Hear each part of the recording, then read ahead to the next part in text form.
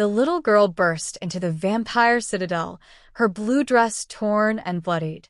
"My mom is becoming one of them," she sobbed. The court demanded her death. But when Vampire King Alaric heard those words, becoming one of them, his immortal heart stopped. He'd forbidden this very act for a century. And what he did next left the entire nation speechless. The iron gates of the vampire citadel hadn't opened in 97 years. Tonight, they exploded inward with a force that shook the ancient stone walls. Metal shrieked. Wood splintered. The deafening crash echoed through the vaulted halls like thunder trapped underground. Vampire King Alaric's head snapped up from the territorial map spread before him, his pale blue eyes igniting like cold fire in the darkness. Around him, the torchlit court froze. Nobles in their crimson and black robes, guards with hands on silver-hilted swords, ancient vampires who hadn't moved so quickly in decades. The great hall fell into stunned silence. Through the smoke and debris, through the settling dust that danced in the firelight, stumbled a small figure. A child. A human child. She couldn't have been more than 9 years old. Brown eyes wide with terror, face streaked with dirt and tears, her blue dress torn at the sleeves and stained dark with blood. Whether her own or someone else's, Alaric couldn't tell. Her small feet were bare and bleeding, leaving crimson prints on the pristine marble floor. She didn't stop. She didn't hesitate. She ran. Past the hissing guards, past the nobles who recoiled with bared fangs, straight down the center of the great hall toward the obsidian throne at the far end. Her breath came in ragged gasps, her whole body trembling like a leaf in a storm. "Seize the child." Commander Vex's voice cut through the chaos, his hand already reaching for the girl. But something stopped Alaric's response, something in the way she ran. Not with the calculation of a spy or the recklessness of a fool, but with the pure, desperate determination of someone who had nowhere else to go. "Wait." His single word carried absolute authority. The girl collapsed at the base of his throne, her small hands clutching the black stone steps, her knees hitting the floor hard enough to bruise. She looked up at him, at the towering figure of pale skin and silver-blonde hair, at eyes that glowed with centuries of power, at the crown of dark metal that seemed to absorb the light around it. She should have been terrified into silence. Instead, she spoke. "Please." The word tore from her throat, raw and desperate. "My mom, they bit her. They bit my mom, and she's changing. I can't stop it. Please, you have to help her." The court erupted. "A human in our sanctuary. Kill it before it brings hunters." "This is a trap, my lord. She contaminates these halls with her presence." Silence. Alaric rose from his throne, and every vampire in the chamber felt the weight of his power pressed down like a physical force. 600 years of authority radiated from him like winter frost creeping across glass. When he moved, the shadows seemed to follow him, bending to his will. He descended the steps slowly, each footfall deliberate, until he stood before the trembling child. This close, he could hear her rapid heartbeat, smell the salt of her tears, see the way her whole body shook with exhaustion and fear. "How did you open our gates?" His voice was soft, controlled, but beneath it lay something harder than stone. "They are sealed by ancient magic. They have not opened in nearly a century." The girl's breath hitched. I don't know. I just pushed and they opened. My mom, she told me if I ever needed help, if something terrible ever happened, I should come here. She said." Fresh tears spilled down her cheeks. "She said you have laws. She said you don't let them hurt people without permission." "Your mother's name?" It wasn't a question. "Sarah." The girl's voice cracked. "Sarah Freya. And I'm Karen. Karen Freya. And they're turning her into a monster, and she's screaming, and I heard her begging them to stop, and—" "Impossible." Lady Seraphine's voice dripped from the shadows to Alaric's left, smooth as silk and cold as a blade. "Forced transformation has been forbidden for over a century. No vampire would dare. Remove this child, my lord. Commander Vex stepped forward, his eyes narrowed with suspicion. Whatever game the humans are playing, whatever trap they're setting. Becoming one of them. Alaric repeated the girl's words slowly, and something in his tone made every vampire in the hall go still. His ancient heart, which beat only once per hour, had begun to hammer in his chest, a physical impossibility, yet happening nonetheless. Because if what this child said was true, if someone had violated his most sacred law, if a vampire had forced transformation without consent, the girl looked up at him with those wide brown eyes, and in them he saw something he hadn't witnessed in decades. Pure, desperate, selfless love. Not for herself, but for her mother. She locked me in the basement to protect me, Karen whispered. She fought them while I hid. I heard everything. I heard them laugh. I heard her scream. And then it got quiet, and when I broke out, she was gone. But I found blood. And this. She pulled something from her torn dress pocket, a scrap of fabric with words scratched in shaky handwriting. Karen, run to the Vampire King. The gates will open for you. I love you. Mom. Alaric took the fabric, his fingers surprisingly gentle. The scent of blood, human blood, mixed with something else, something that made his pupils dilate, confirmed his worst fear. Transformation venom, accelerated by dark magic. Out. His command was absolute, brooking no argument. Everyone. Now. My lord, you cannot possibly. Vex, if you do not leave this instant, I will remove you myself. The court hesitated for only a heartbeat before filing out, their whispers echoing off stone walls, their glances skeptical and suspicious. Commander Vex was the last to leave, casting one final warning look at the child before the massive doors sealed shut with a resonant boom. Alone now, alone except for the trembling girl at his feet, Alaric crouched down until he was eye level with her. Up close, she looked even smaller, even more fragile. A child who should have been home safe, not kneeling before a vampire king begging for mercy. Karen Freya, he said quietly, and watched her flinch at the weight in his voice. If what you say is true, if your mother has been forcibly transformed, then someone has committed the greatest crime in vampire law. And if I investigate this, if I leave my citadel to help you, many will see it as weakness. Some will see it as an opportunity to challenge me. Others may try to kill us both. Karen's jaw set with determination that seemed impossible for a 9-year-old. I don't care what happens to me. I just want my mom back. Even if it costs me everything, Alaric continued, his blue eyes searching her face. Even if it threatens my throne, even if it starts a war, I cannot ignore this violation. I will not.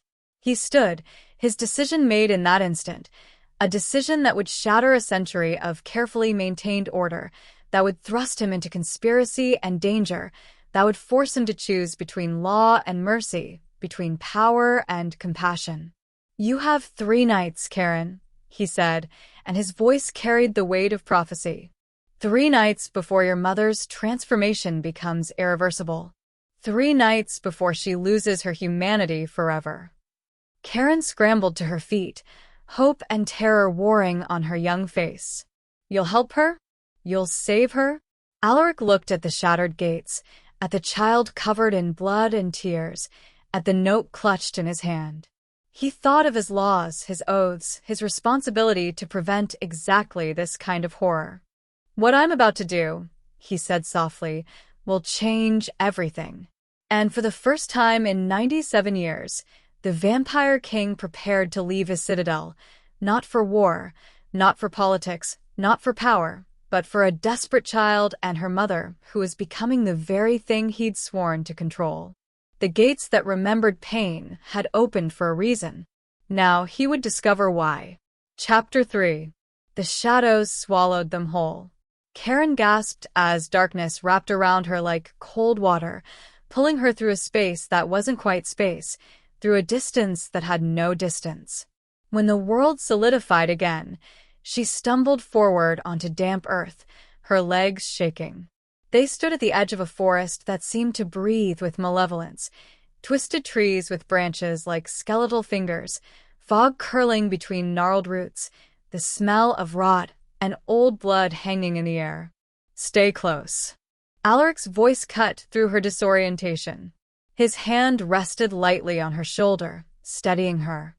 "We're in hostile territory now. Listen carefully, Karen.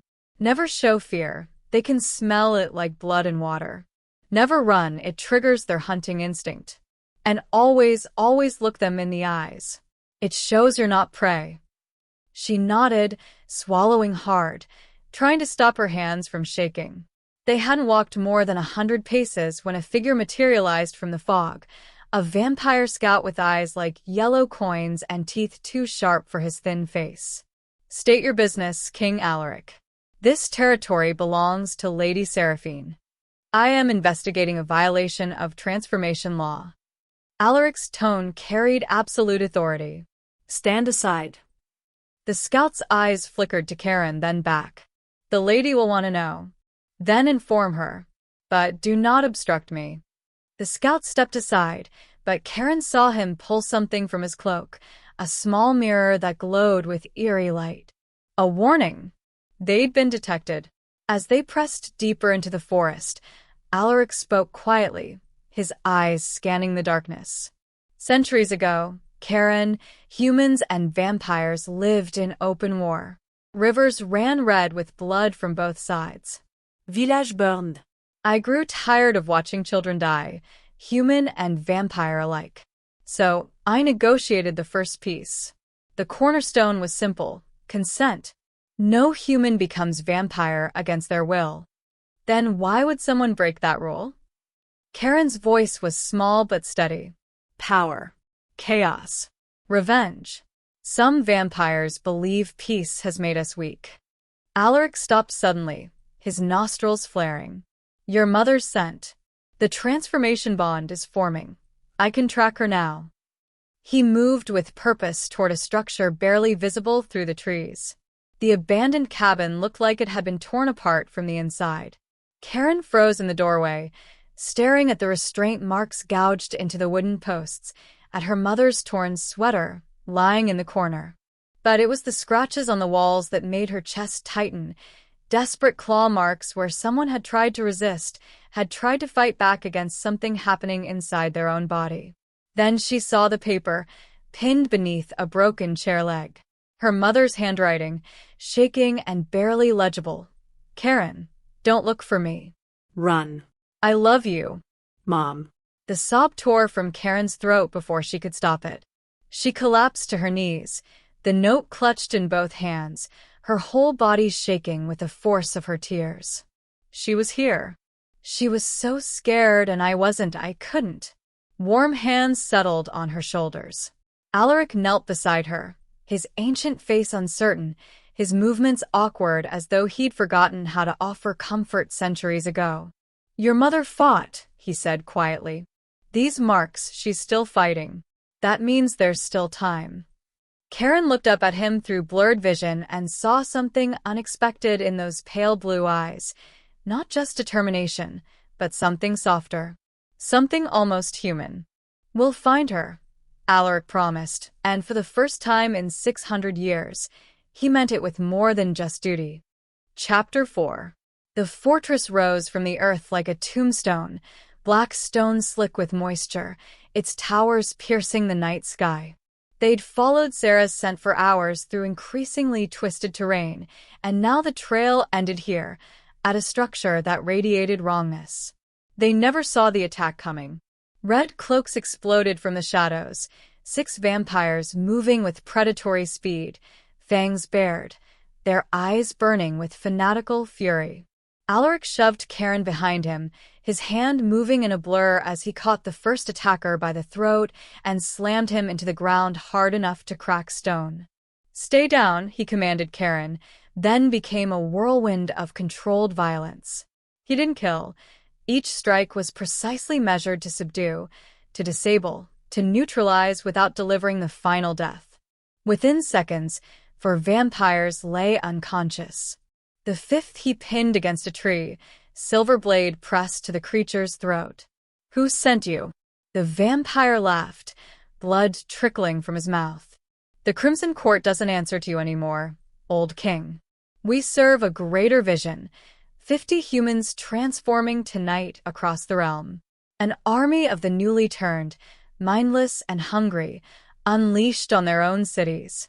Your precious peace will burn, and humans will beg us to return to the old ways." Alaric's eyes narrowed. "Why Sarah Freya?" "Because of her." The vampire's gaze slid to Karen. "We knew a child's tears would either make you look heartless by ignoring her, or draw you into our trap. Either way, you lose." He grinned despite the blade at his throat. "Only someone in your inner court could have known your weaknesses so well." The realization hit Alaric like ice water. "Seraphine." He released the vampire, who crumpled unconscious, and grabbed Karen's hand. Run. Now. They burst through the fortress doors into a ritual chamber lit by crimson torches. And there, chained to a stone altar in the center, was Sarah Freya. Karen's scream pierced the air. Her mother's transformation was accelerating, elongated canines pressed against her lower lip, her eyes flickered between brown and deep crimson. Her skin had taken on an unnatural pallor.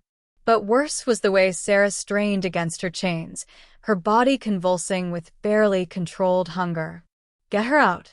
Sarah's voice was raw with desperation. "Karen, please."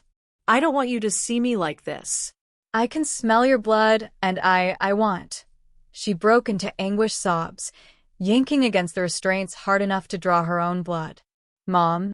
Karen ran forward before Alaric could stop her. "Don't touch me." Sarah recoiled, as far as her chains allowed. "I might hurt you. Baby, please, I might." How touching. Lady Seraphine emerged from the shadows like smoke taking form, her crimson gown flowing behind her, a smile playing at her lips. "You've become a relic, Alaric. You cling to outdated laws while we fade into obscurity. Humans will never truly accept us unless they fear us. Your peace is built on their pity." Alaric's voice was cold as death. "Peace is built on respect, not fear. And you've violated the most sacred law." "Then stop me." Seraphine's smile widened. "But the ritual is already in motion. By dawn, Sarah and 50 others will complete their transformation. They'll become feral, attack their own families, and humans will beg us to wage war again." Alaric moved like lightning, but Seraphine was ready. Their clash shook the chamber, immortal power against ancient treachery. She fought with abandon, caring nothing for honor, only chaos. When she realized she couldn't win, she fled through a hidden passage, her mocking laughter echoing as stone doors slammed shut, sealing them inside. On the altar, Sarah screamed as the second night claimed more of her humanity, her body arching in agony as the transformation dug deeper into her soul. Time was running out. The conspiracy was larger than they'd imagined, and they were trapped. Chapter 5. "Can you save her?" Karen's voice cracked with desperation, her hands pressed against the cold stone that sealed them in. "Please, there has to be a way." Alaric stared at Sarah writhing on the altar, watched the crimson spreading through her eyes like blood in water, heard the inhuman sounds tearing from her throat. Every instinct told him this was impossible. Every law of vampire nature said forced transformation couldn't be reversed once it reached this stage. But there was one way. One terrible, ancient way. "The severance," he said quietly. "A ritual that can reverse even forced transformation." Before Karen could respond, the air shimmered with magical energy. Commander Vex's voice materialized in the chamber, urgent and strained. "My lord, we've breached the outer fortress. We're coming for you." But a pause, heavy with meaning. "The severance hasn't been attempted in 500 years. The last vampire who tried it died. You cannot." "I can, and I will." Alaric closed the connection with a gesture. Karen grabbed his arm. What does it need? Tell me. He knelt before her, meeting her eyes with brutal honesty. 3 elements. First, tears of pure love. You must cry willingly, not from fear but from love for your mother. Second, blood of the ancient. I must give my own blood and channel my life force into breaking the dark magic binding her. Third, your mother's will. She must want to return to humanity and fight the vampire nature consuming her. That's it. Hope sparked in Karen's eyes. I can do that. I love my mom more than anything. Karen. His voice was gentle but firm. The ritual could kill me. It will drain my ancient power, possibly all of it. It might fail if any element is impure. And if your mother has gone too far? He glanced at Sarah, who was now speaking in fragmented sentences, her humanity slipping with each passing moment. She might die in the attempt. I'll do anything. Karen's voice didn't waver. She's my mom. No. Sarah's scream cut through the chamber, her voice still recognizable beneath the monstrous undertones. Don't risk yourselves for me. I'm not worth I'm already gone, just let me. That's the transformation talking. Alaric stood, moving toward her with purpose. The Sarah who raised this brave child, who locked her in a basement to protect her, who fought against her captors even as they poisoned her blood, that Sarah would never give up. That Sarah is still in there, fighting. Sarah's eyes flickered, a moment of clarity breaking through the red haze. Karen, she whispered, and it sounded almost human. Alaric pulled a small leather pouch from his coat. Crushed silver, agony for vampires to even touch. He poured it onto the stone floor with hands that trembled despite his control, the metal burning his palms as he drew intricate circles around the altar. Ancient symbols that predated written language, power words that tasted like ash on his tongue. Karen watched him work, watched the pain etched in every line of his face as he handled the silver, watched his blood drip onto the stone where his burned skin cracked open. Does it hurt? Yes. He didn't lie to her. But some things are worth the pain. He positioned Sarah at the center of the largest circle, then gestured for Karen to stand beside him. When I begin, you must think only of your love for your mother. Every good memory, every moment of joy, every reason you need her to come back. Can you do that? Karen reached out and took her mother's chained hand, ignoring Sarah's desperate attempt to pull away. I can. Sarah looked at them both, at her daughter's determined face, at the vampire king preparing to sacrifice everything for a human he barely knew, and something broke in her expression. Not her will, but her despair. I want to come home, she whispered.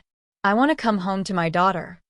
Alaric placed his hand over both of theirs, his palms still bleeding from the silver burns. 3 souls united by desperation and love, standing in a circle of ancient power, preparing for a ritual that might save one life but cost another. Then let us begin, he said, and his eyes began to glow with the accumulated power of 6 centuries. Chapter 6. The third night fell like an executioner's blade.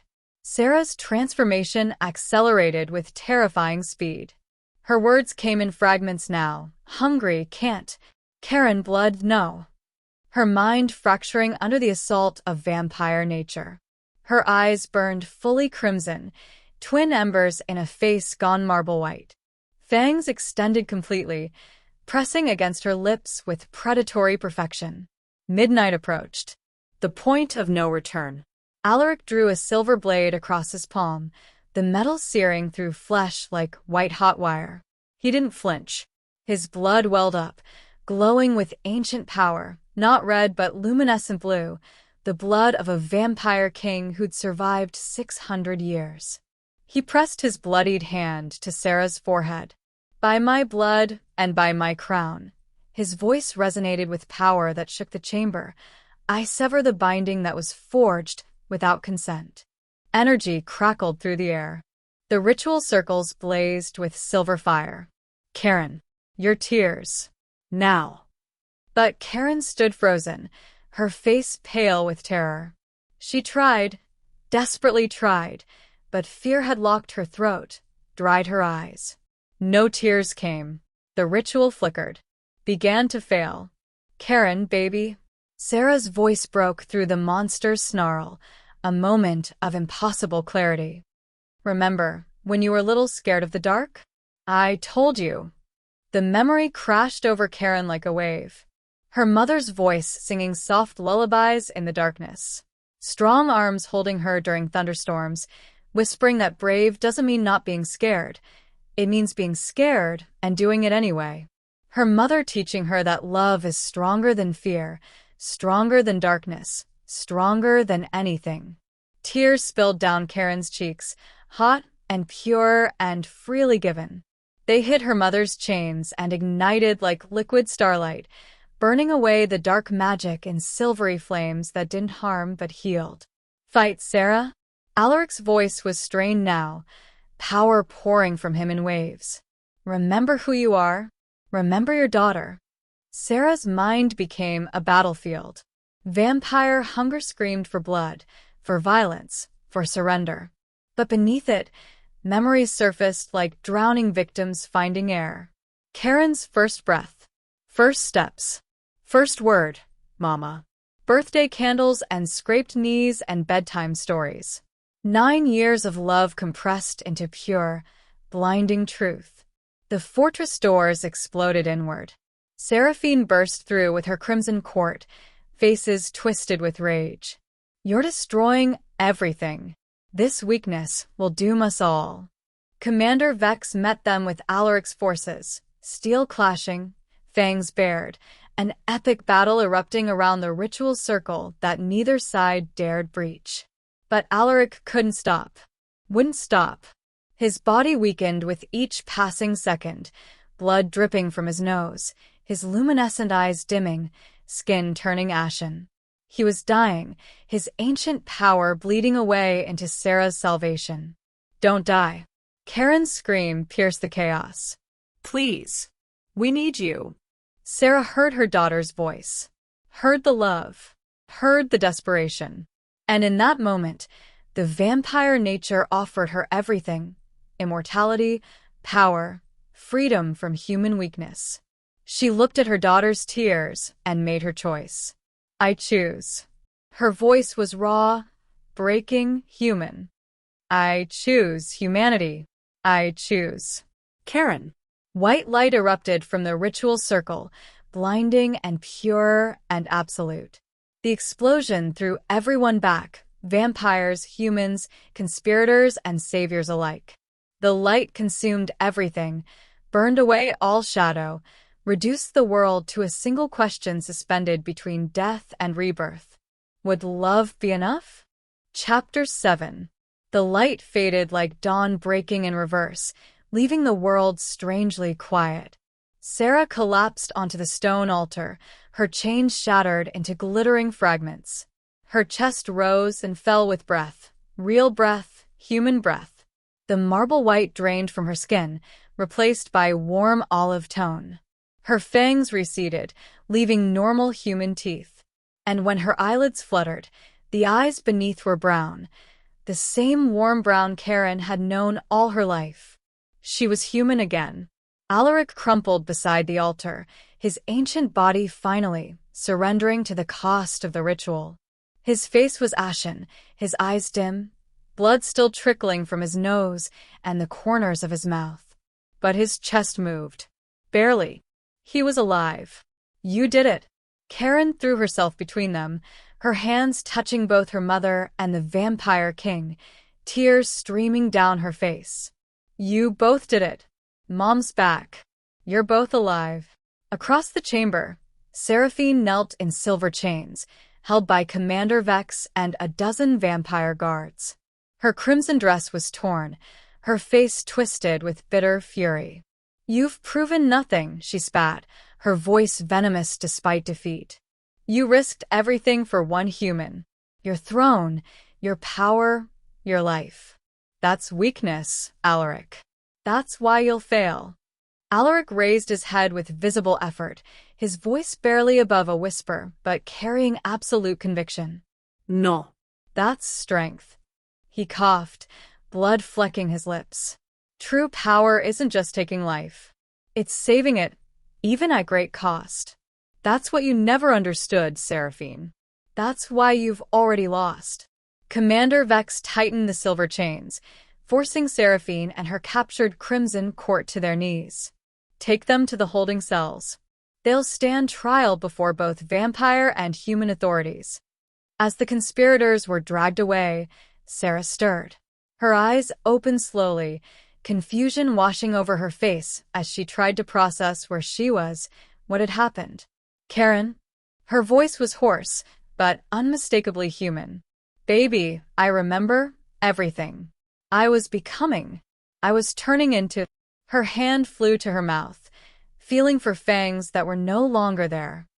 But I'm back. I'm me, Mom.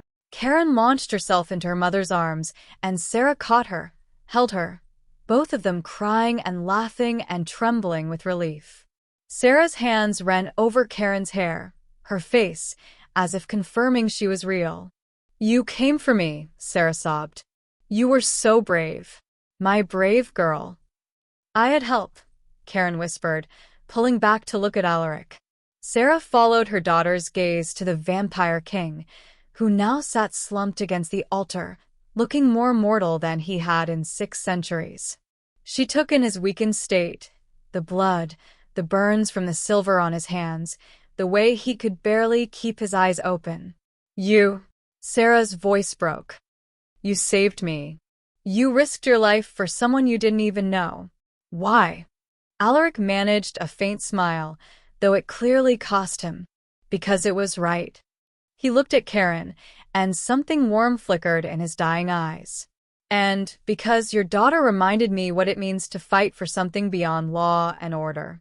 She didn't come to me with logic or leverage. She came with love. Pure, selfless love. And that was worth saving. Sarah reached out and took his hand, the one still burned from the silver, and held it gently. Thank you for giving me back to my daughter, for giving us both a future. Thank me by living it well, Alaric murmured, his eyes finally closing as exhaustion claimed him. Commander Vex moved quickly to his king's side. He needs rest. Weeks of it. Maybe months. The severance took nearly everything. Karen looked at her mother, whole and human and safe. She looked at Alaric, weakened but alive. The ritual chamber was scarred with battle, the air still crackling with residual magic, and somewhere beyond these walls, 50 other humans would wake to find themselves saved from a fate they never chose. Victory had come at a terrible cost. But looking at her mother's brown eyes, feeling her warm embrace, Karen knew it had been worth every drop of blood, every tear, every impossible risk. Love had been enough. Justice had prevailed. And for the first time in 3 desperate nights, Karen Freya could finally breathe. Chapter 8. The Grand Assembly Hall had never held both species at once. Not in 600 years. But today, vampire nobles in their dark regalia sat alongside human representatives in formal dress, separated by a center aisle that felt more like a chasm. The air crackled with tension, suspicion, and reluctant curiosity. Every eye fixed on the silver chains that bound Lady Seraphine as she was led to the center of the hall. Alaric sat upon his obsidian throne, still pale from the severance, but strong enough to preside. Karen and Sarah stood to his right, living proof that the ritual had worked. Behind them, 50 other humans, the ones saved when Seraphine's conspiracy collapsed, watched with haunted eyes. Evidence, Alaric commanded, his voice carrying through the vast chamber. Commander Vex stepped forward. We present testimonies from 51 humans forcibly transformed without consent. Confessions from 17 captured Crimson Court members detailing the conspiracy. And magical evidence. He held up a crystalline sphere that pulsed with dark energy, showing the forbidden ritual used to accelerate transformations. Human voices rose, some gasping, others murmuring in shock. A woman in the human delegation stood, her hands trembling. My daughter was one of them. She was changing. We thought we'd lost her forever. But when the ritual broke, her voice cracked. She came back to us, human again. Seraphine laughed, the sound bitter and sharp. You want to know why? I believed vampire kind was dying slowly under your soft rule, Alaric.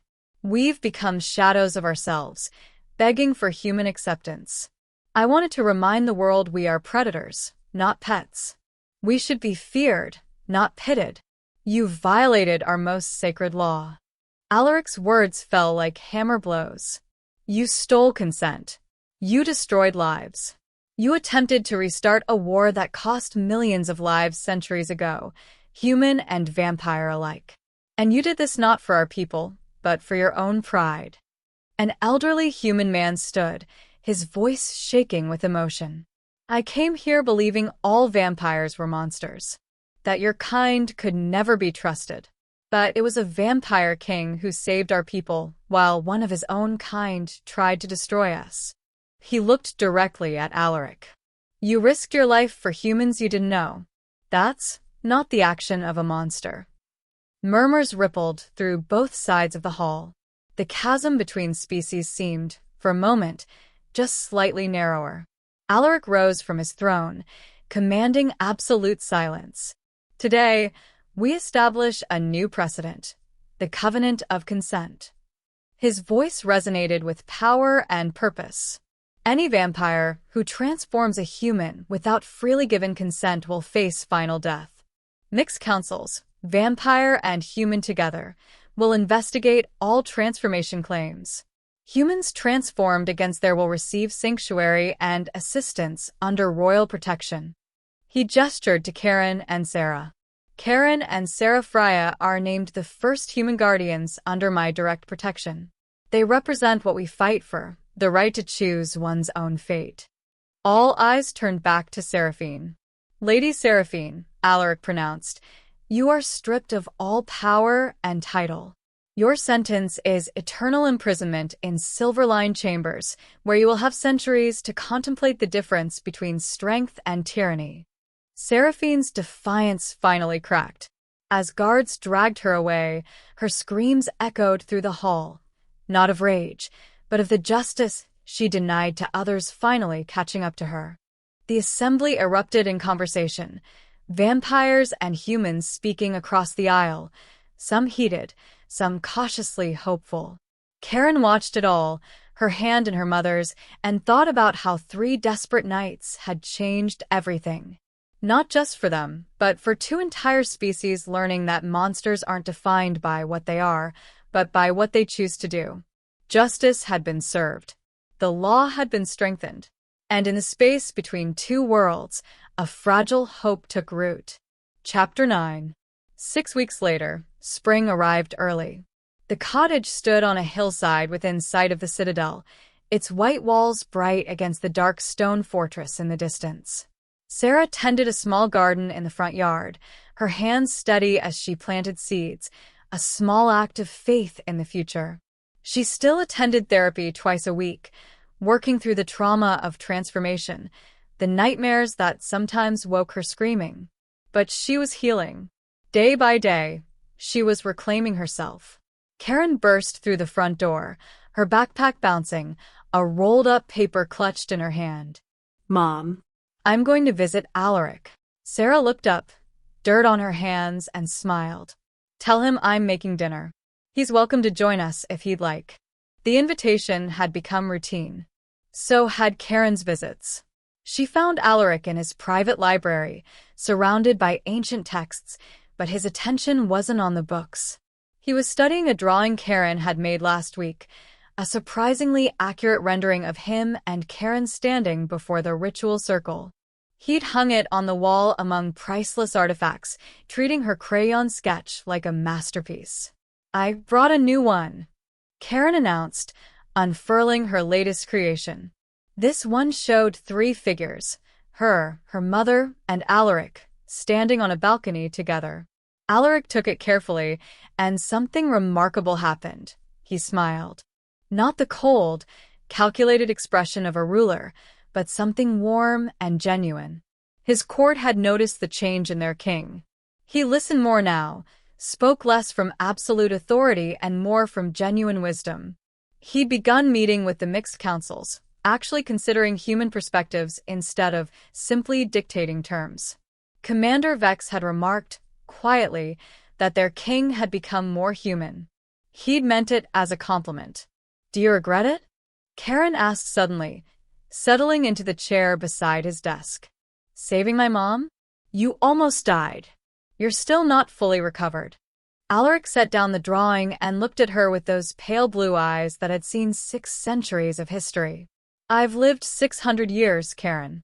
I've survived wars that turned rivers to blood, betrayals that would have destroyed lesser beings, centuries of loneliness in these stone halls, ruling through law and fear and rigid order."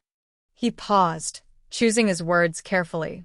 "But in all that time, I've never felt as alive as I did the night we saved your mother."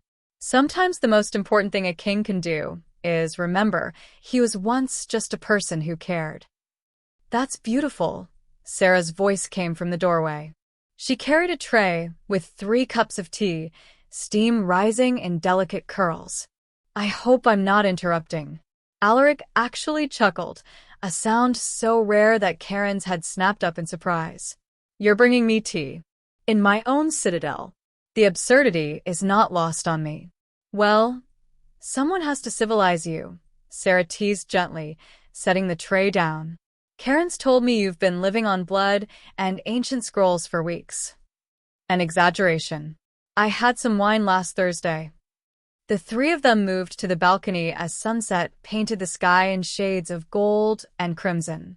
Below them, the citadel grounds bustled with activity, vampire guards training alongside human liaisons, the first mixed patrol in history.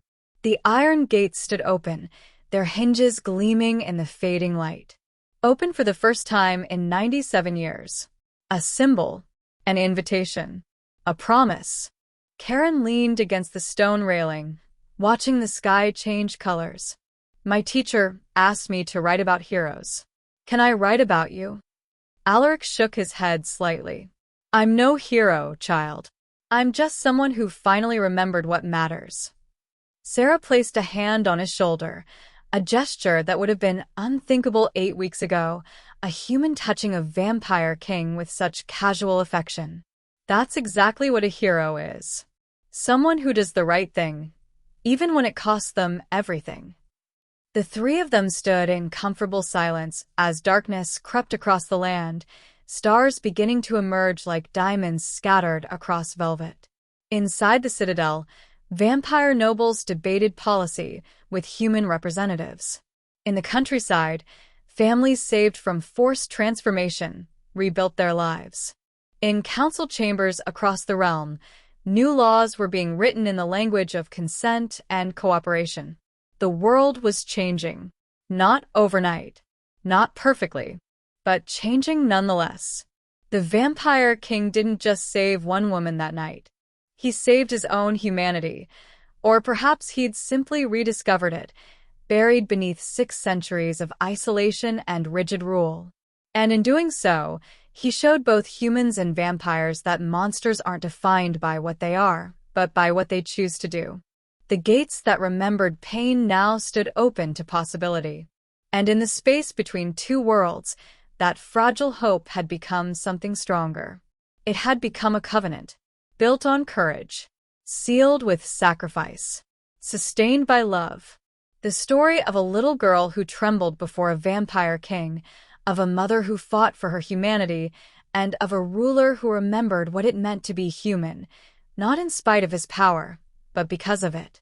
Their story had left a nation speechless. But it had given 2 species something far more valuable than words. It had given them hope.